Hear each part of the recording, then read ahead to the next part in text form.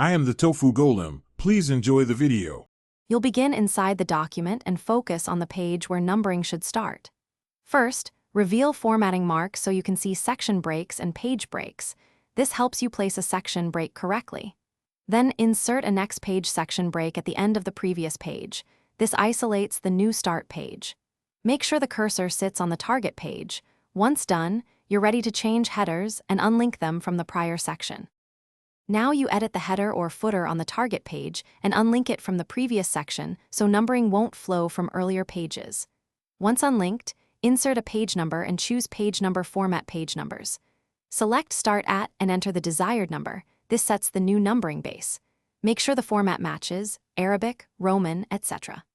After applying, verify the page numbers in this section reflect the change before moving to Finish. Finish by closing the header/footer and scrolling through the document to confirm continuity.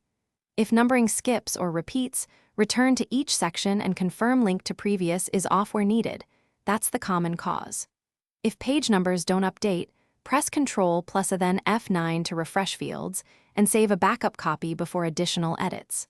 Lastly, if you need different formats in different sections, repeat unlink and format steps.